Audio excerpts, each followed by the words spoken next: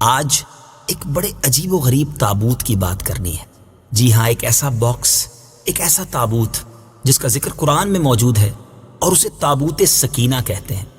اس تابوت میں کیا ایسا تھا؟ آئیے سنیے۔ آپ سے گزارش ہے کہ جب بھی یہ ویڈیو کلپ آپ دیکھ پائیں تو اپنے دوست احباب کو، بلکہ ہو سکے تو اپنے گھر والوں کو جمع کر کے قرآن کے اس واقعے کو سنیے گا، تاکہ قرآن کے نور سے ہم سب کے دلوں کو جلا ملے۔ تابوت سکینہ یہ شمشاد کی لکڑی کا ایک صندوق تھا جو حضرت آدم علیہ السلام پر نازل ہوا تھا۔ یہ آپ کی آخر زندگی تک آپ کے پاس ہی رہا، پھر بطور میراث یکے بعد دیگرے آپ کی اولاد کو ملتا رہا، یہاں تک کہ یہ حضرت یعقوب علیہ السلام کو ملا، اور آپ کے بعد آپ کی اولاد بنی اسرائیل کے قبضے میں رہا، اور حضرت موسیٰ علیہ السلام کو مل گیا تو آپ اس میں تورات شریف اور اپنا خاص سامان رکھنے لگے۔ یہ بڑا ہی مقدس اور بابرکت صندوق تھا۔ بنی اسرائیل جب کفار کے لشکروں کی کثرت اور شوکت دیکھ کر سہم جاتے تھے، ڈر جاتے تھے، اور ان کے سینوں میں دل دھڑکنے لگتے، تو وہ اس صندوق کو، اس باکس کو اپنے آگے رکھ لیتے، تو اس صندوق سے ایسی رحمتوں اور برکتوں کا ظہور ہوتا تھا کہ دلوں میں سکون و اطمینان کا سامان پیدا ہو جاتا تھا۔ لرزتے ہوئے دل پتھر کی چٹانوں سے زیادہ مضبوط ہو جاتے تھے، اور جس قدر صندوق آگے بڑھتا تھا، آسمان سے نصر من اللہ و فتح قریب کی بشارت عظمی نازل ہوا کرتی اور فتح مبین حاصل ہو جایا کرتی تھی۔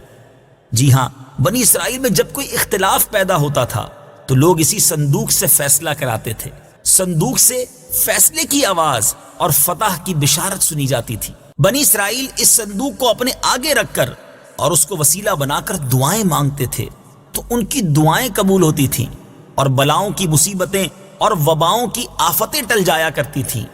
الغرض یہ صندوق بنی اسرائیل کے لیے تابوت سکینہ یعنی برکت و رحمت کا خزینہ اور نصرت خداوندی کے نزول کا نہایت مقدس اور بہترین ذریعہ تھا۔ مگر جب بنی اسرائیل طرح طرح کے گناہوں میں ملوث ہو گئے اور ان لوگوں میں عصیاں کی یعنی گناہوں کی سرکشی کا دورہ ہو گیا، تو ان کی بدعمالیوں کی نحوست کی وجہ سے اللہ عز و جل کی طرف سے یہ غضب نازل ہوا کہ قوم عمالقہ کے کفار نے ایک لشکر جرار کے ساتھ ان لوگوں پر حملہ کر دیا۔ ان غیر مسلموں نے بنی اسرائیل کا قتل عام کر کے ان کی بستیوں کو تاخت و تاراج کر ڈالا، عمارتوں کو توڑ پھوڑ کر تہس نہس کر ڈالا، اور اس متبرک صندوق کو بھی اٹھا کر لے گئے۔ اس مقدس تبرک کو نجاستوں کے کوڑے خانے میں پھینک دیا۔ لیکن اس بے ادبی کا قوم عمالقہ پر یہ وبال پڑا کہ یہ لوگ طرح طرح کی بلاؤں اور بیماریوں کے ہجوم میں جھنجھوڑ دیے گئے۔ چنانچہ قوم عمالقہ کے 5 شہر بالکل برباد اور ویران ہو گئے، یہاں تک کہ ان بے ایمانوں کو یہ یقین ہو گیا کہ یہ صندوق رحمت کی بے ادبی کا عذاب ہم پر پڑ گیا ہے، تو ان کافروں کی آنکھیں کھل گئیں۔ چنانچہ ان لوگوں نے اس مقدس صندوق کو ایک بیل گاڑی پر لاد کر بنی اسرائیل کی بستیوں کی طرف روانہ کر دیا۔ پھر اللہ تعالیٰ نے 4 فرشتوں کو مقرر فرما دیا جو اس مبارک صندوق کو بنی اسرائیل کے نبی حضرت شمویل علیہ السلام کی خدمت میں لائے۔ اس طرح پھر بنی اسرائیل کی کھوئی ہوئی نعمت دوبارہ ان کو مل گئی، اور یہ صندوق ٹھیک اس وقت حضرت شمویل کے پاس پہنچا جبکہ حضرت شمویل علیہ السلام نے طالوت کو بادشاہ بنایا تھا، اور بنی اسرائیل طالوت کی بادشاہی تسلیم کرنے پر تیار نہیں تھے، اور یہی شرط ٹھہری تھی کہ مقدس صندوق آ جائے تو ہم طالوت کی بادشاہی تسلیم کر لیں گے۔ چنانچہ صندوق آ گیا اور بنی اسرائیل طالوت کی بادشاہی پر رضامند ہو گئے۔ اب آپ غور کر رہے ہوں گے کہ اس تابوت سکینہ میں تھا کیا؟ اتنا مبارک، اتنی فضیلتیں بیان ہو رہی ہیں اور قرآنی واقعہ ہے۔ اب آئیے سنیے تابوت سکینہ میں کیا تھا۔ اس مقدس صندوق میں حضرت موسیٰ علیہ السلام کا عصا اور ان کی مقدس جوتیاں، اور حضرت ہارون علیہ السلام کا عمامہ، حضرت سلیمان علیہ السلام کی انگوٹھی، تورات کی تختیوں کے چند ٹکڑے، کچھ منو سلوا، اس کے علاوہ حضرت انبیاء کرام علیہ السلام کی صورتوں کے حلیے وغیرہ، یہ سب سامان اس میں تھے۔ میٹھے میٹھے اسلامی بھائیوں، آپ جاننا چاہیں گے کہ قرآن مجید فرقان حمید میں اس صندوق کا، اس تابوت سکینہ کا تذکرہ کہاں اور کیسے موجود ہے؟ چنانچہ پارہ 2 سورہ بقرہ آیت نمبر 248 میں ارشاد ہوتا ہے، وقال لهم نبيهم إن آية ملكه أن يأتيكم التابوت فيه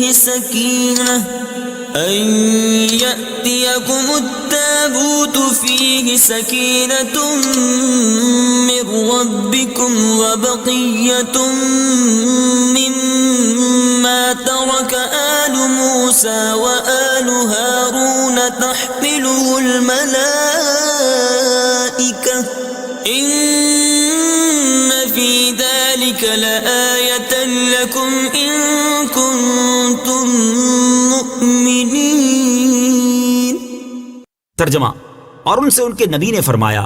اس کی بادشاہی کی نشانی یہ ہے کہ تمہارے پاس وہ تابوت آ جائے گا جس میں تمہارے رب کی طرف سے دلوں کا چین ہے، اور معزز موسیٰ اور معزز ہارون کی چھوڑی ہوئی چیزوں کا بقیہ ہے۔ فرشتے اسے اٹھائے ہوئے ہوں گے، بے شک اس میں تمہارے لیے بڑی نشانی ہے اگر تم ایمان والے ہو۔ میٹھے میٹھے اسلامی بھائیوں، آپ نے قرآن پاک کی تلاوت بھی سنی اور یہ مبارک واقعہ بھی سنا۔ اب آئیے اس مبارک واقعے سے ہمیں کیا درس ملتا ہے۔ اس واقعے سے ہمیں چند پیارے پیارے مدنی پھول ملتے ہیں۔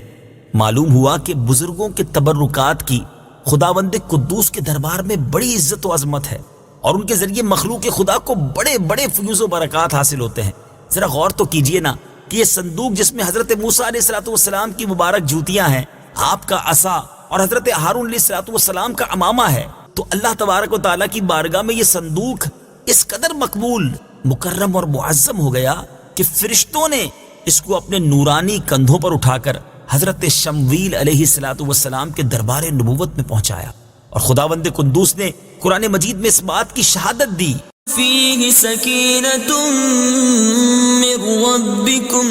یعنی مومنوں کے قلوب کا اطمینان اور ان کی روحوں کی تسکین کا سامان تھا۔ مطلب یہ کہ اس پر رحمت الہی کے انوار و برکات کا نزول اور اس پر رحمتوں کی بارش ہوا کرتی تھی۔ تو معلوم ہوا کہ بزرگوں کے تبرکات جہاں اور جس جگہ بھی ہوں گے، ضرور ان پر رحمت خداوندی کا نزول ہوگا، اور اس پر نازل ہونے والی رحمتوں اور برکتوں سے مومنین کو سکون قلب اور اطمینان روح کے فیوز و برکات ملتے ہیں۔ دوسری بڑی پیاری بات جو اس مبارک واقعے سے سیکھنے کو ملتی ہے کہ جس صندوق میں اللہ والوں کے لباس، عصا اور مبارک جوتیاں ہوں، جب اس صندوق پر اطمینان کا سکینہ اور انوار و برکات کا خزینہ خدا کی طرف سے اترنا قرآن سے ثابت ہے، تو بھلا جس قبر میں ان بزرگوں کا پورا جسم رکھا ہوگا،